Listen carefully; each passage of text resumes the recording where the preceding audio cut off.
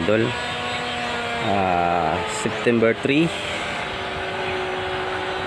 Okay, review tayo ng dalawang unit. Ayan. So ito available pa, naka rounded tank. Ito papunta po ng Iloilo. Yan, naka DBBR barrel po siya yung setup nya. Okay, bali kung magkaroon ng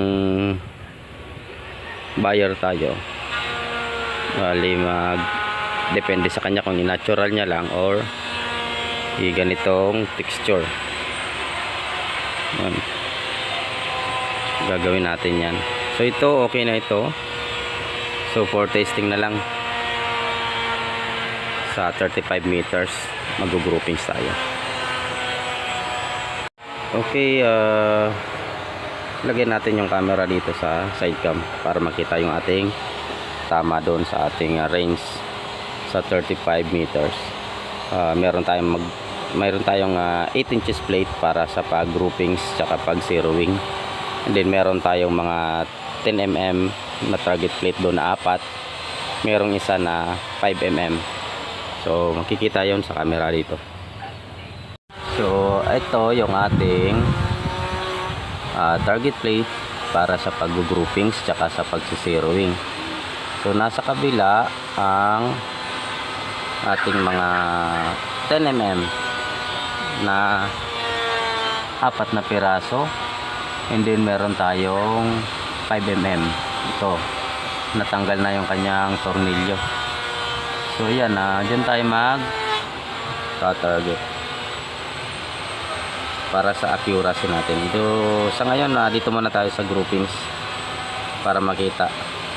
So ang specs ng unit na nire-review natin ay ang alog receiver with anodized color blue. Internal is SS stainless steel na po. Ang kanyang tangke ay 0.38 L tank, naka-regulated ng 1.8, naka-personalized butt stock, tsaka ang kanyang barrel ay ang Calvin with silencer.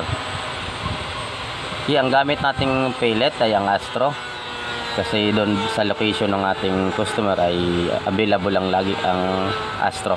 So magandang balita kasi pwedeng maging dual na itong gagamitin niya, pwedeng pang laro, pwedeng pang hunting. So ayan sir, review natin ang patama ng unit mo. So yan, groupings tayo.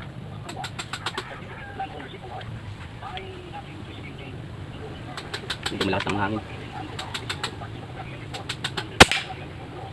So ang kanyang EPS ay 898 sa Astro. Pero pagka sa PLW, maabot siya ng 917 to 923. So medyo masikip lang yung Astro, kailangan mo lang itulak ng maigi sir para makapasok yung skirt. 15 shots. Gawa tayo ng mga 5 shots.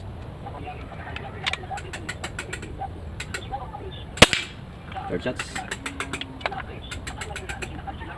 So pang-4.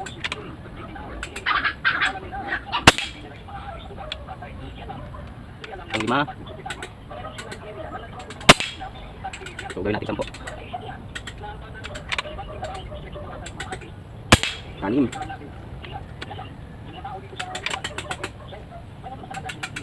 Ito.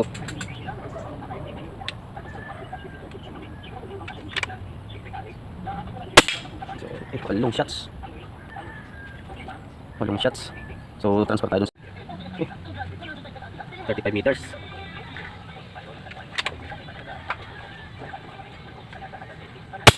Hit.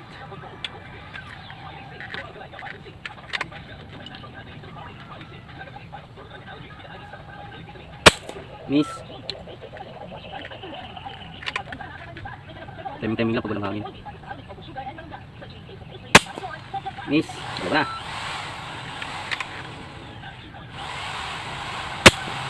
Please.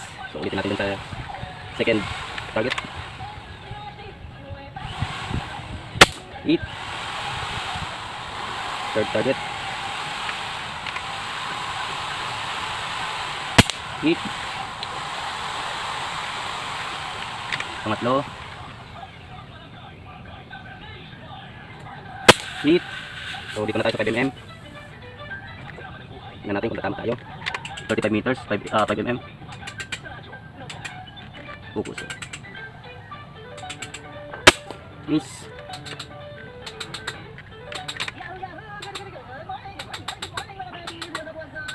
Miss, wah, sa 5mm. Masyado na maliit mga idol, lalo na kung low specs pa yung scope na ginagamit nyo sa 35 meters. So yan, tatlo na yung miss idol. Pero sa hunting nito okay na, miss na. Yun. So, isa pa.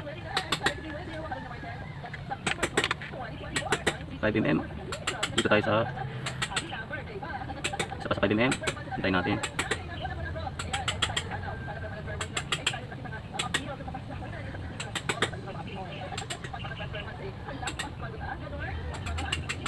Okay, ready. Yun. So, ayan mga idol. Sa 35 meters, 10mm and then 5mm. Sa unit na to. Calvin barrel. Yun. So, sunod natin yung isang unit na naka DBBR barrel. Galing po kay Sir Melindres.